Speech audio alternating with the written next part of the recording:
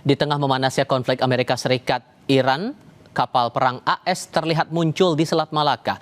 Pemerintah Indonesia menyebut itu biasa dan DPR tidak mempermasalahkannya. Apakah ini betul hal yang lumrah dan bukan ancaman untuk Indonesia?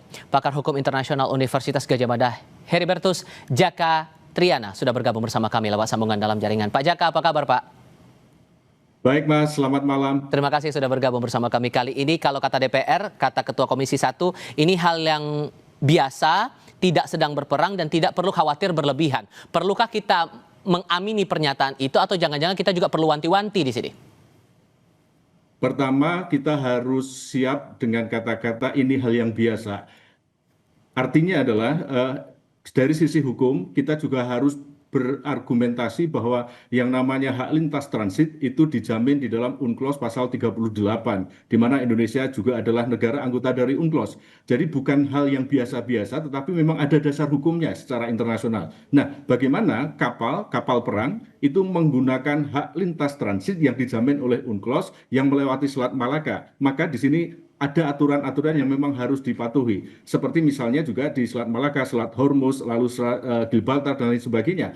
Intinya kapal perang, kapal komersial itu boleh lewat secara terus-menerus tanpa melakukan aktivitas-aktivitas yang bisa mengganggu negara pantai. Satu adalah itu. Lalu yang kedua, kalau toh memang harus berhenti, itu memang harus ada kondisi force majeure di laut yang ini memang untuk keamanan dan keselamatan kapal itu sendiri. Jadi ini intinya adalah bahwa ada dasar hukumnya bahwa yang namanya selat yang dipergunakan untuk kepentingan internasional itu memiliki dasar hukum yang sah untuk dapat dipergunakan. Dan kita harus ingat alasan yang kedua bahwa dari sisi pembentukan hukum Konvensi Hukum Laut 1982 yang namanya selat yang digunakan untuk kepentingan internasional itu adalah hasil kompromi politik dengan negara-negara pantai yang dia pada waktu pembentukan UNCLOS itu mengintrodusir yang disebut sebagai rezim laut teritorial yang luasnya dari dulu sebelum tahun 1958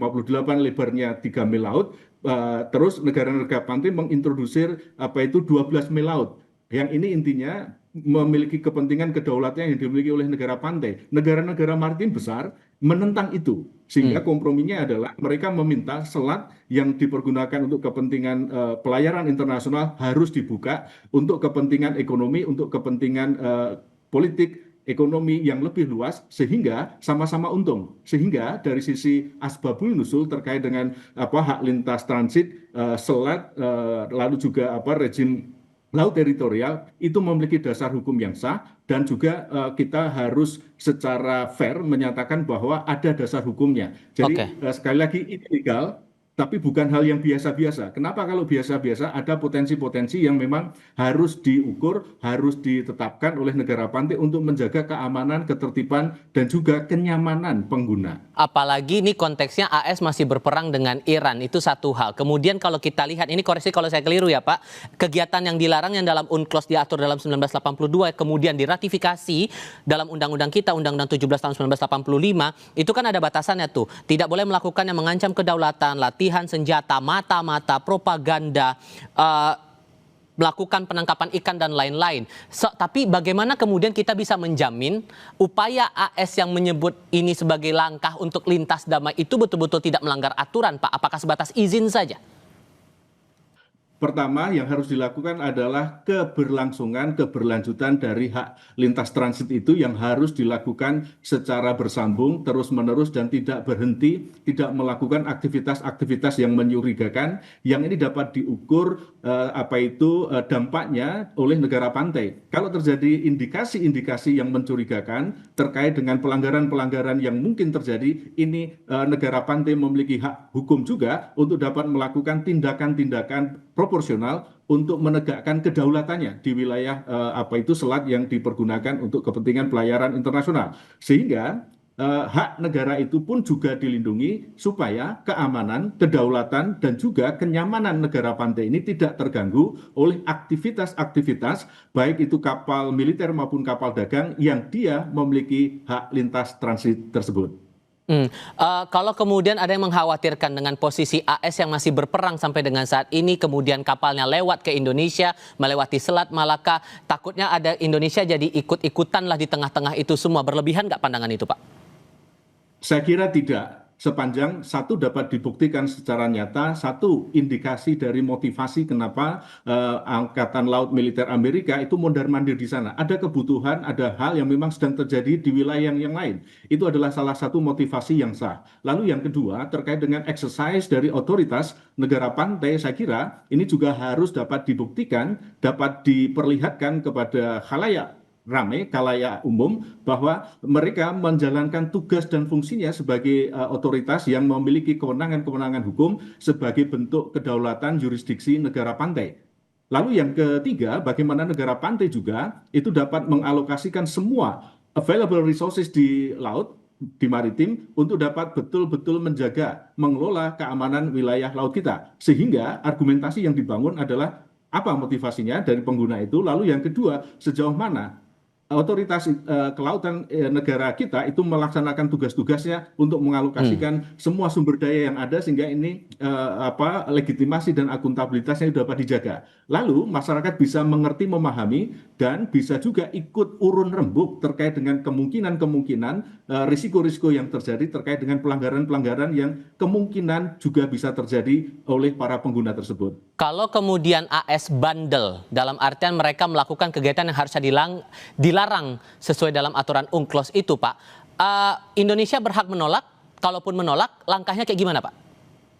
Pertama harus dibuktikan apakah kebandelannya itu sekali lagi mengganggu, mengancam keamanan perdamaian Indonesia. Nah, indikator ini itu harus betul-betul diperhatikan dan dapat dibuktikan secara saintifik. Ada direct causes, satu, lalu ada direct actions, dua, lalu yang ketiga ada apa yang disebut sebagai kerugian-kerugian baik material maupun imaterial dari kegiatan-kegiatan yang dilakukan, yang ini sudah intinya menjadi sebuah praktek-praktek yang bisa dibuktikan dalam penggunaan, pengelolaan dan juga pemanfaatan laut, yang ini dapat dibuktikan dari misalnya terkait dengan laporan, terkait dengan bukti oceanografi, navigasi, dan lain sebagainya. Dan juga ketika ada indikasi misalnya kapal perang itu zigzag melebihi misalnya 6 nautical miles sampai ke negara pantai, itu adalah ada indikasi-indikasi yang mencurigakan, yang patut diberikan tindakan-tindakan peringatan yang terarah, terukur, proporsional, dan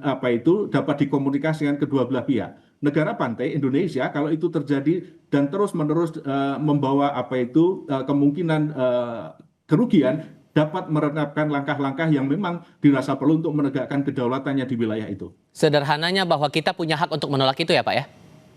Pasti. Dan ada dasar hukumnya.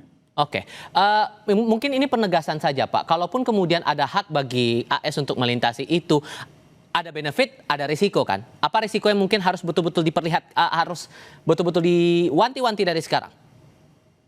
Pertama, satu, kita harus betul-betul menguatkan apa yang disebut sebagai deteksi keamanan keselamatan maritim kita di jalur-jalur pelayaran internasional seperti Selat Malaka, Selat Sunda, Selat Lombok, Selat Ombay, Wetar, dan lain sebagainya. Sebagai satu pengejawatan kemampuan jurisdiksi teritorial negara kita untuk menjaga, mengelola keamanan laut kita. Konsepnya adalah satu, bagaimana saat sekarang kita harus dapat memikirkan Indonesia sebagai negara kepulauan dengan dasar ocean governance yang ini sudah menjadi standar internasional untuk menjamin apa yang disebut sebagai kemampuan negara hadir untuk betul-betul memberikan keamanan, kenyamanan maritim yang kita punya sebagai negara kepulauan. Saya kira ini yang harus perlu dipikirkan sebelum kita melakukan klaim-klaim yang intinya adalah lebih luas, di mana kita harus sebetulnya mampu terlebih dahulu, cukup terlebih dahulu, sehingga kita dapat melakukan langkah-langkah yang terukur di dalam kita menegakkan aturan main di laut yang kita punya. Ini Selat Malaka lagi jadi atensi juga, Pak, selain Selat Hormuz ya. Dengan beberapa kali kita melihat intensitasnya seperti ini, aktivitas yang kita lihat sekarang, ada kapal Amerika juga yang dilaporkan melintasi Selat Malaka. Proyeksi Anda nih, kita bakal terlalu jauh nggak sih akan terlibat di tengah geopolitik yang kondisinya serba tidak menentu seperti sekarang ini? Satu hal yang harus kita kritisi dengan pikiran jernih, fair dan objektif adalah pertama jangan kita langsung melakukan pernyataan-pernyataan yang justru satu membingungkan, membuat ambigu dan juga besar sekali gapnya antara apa yang tertulis dengan yang terjadi karena kasus di Iran dengan Amerika terkait dengan penggunaan selat Hormuz yang berdampak di Selat Malaka dan lain sebagainya. Pertama adalah jangan reaktif, jangan insidental, tetapi kita juga harus memiliki satu baseline kebijakan terukur untuk kemaritiman kita sesuai dengan satu UNCLOS, dua kepentingan nasional kita, undang-undang kita, dan yang ketiga adalah praktek kebiasaan yang sudah terjadi dan itu menjadi opini juris dan praktek negara yang sudah menjadi hukum yang berlaku di laut. Satu adalah itu. Lalu yang kedua, saya kira terkait dengan isu-isu yang muncul terkait dengan pajak atau tol di Selat Malaka. Itu juga disinggung oleh Pak Purbaya ya, tadi pagi ya. Ya, betul. Kita juga harus secara fair menyatakan kalau itu pajak maka itu adalah ilegal. Tetapi bagaimana kalau misalnya Indonesia menerapkan PNBP yang berbasis jasa terkait dengan aktivitas di Selat Malaka yang ini merupakan direct services yang diterima oleh pengguna, saya kira ini diperbolehkan sebagai satu alternatif revenue di dalam penggunaan Selat Malaka ataupun Selat Sunda yang kita punya untuk aktivitas jalur pelayaran internasional. Ketika negara kita mampu merancang, mampu meningkatkan penerimaan negara bukan pajak dari sektor kemaritiman, saya kira ini sah, ini legal, yang saya kira ini perlu kita perkuat basis peraturannya dan juga teknis penggunaannya. Baik, Pak Jaka, terima kasih banyak sudah berbagi pandangan bersama kami kali ini. Sehat selalu ya Pak, selamat malam.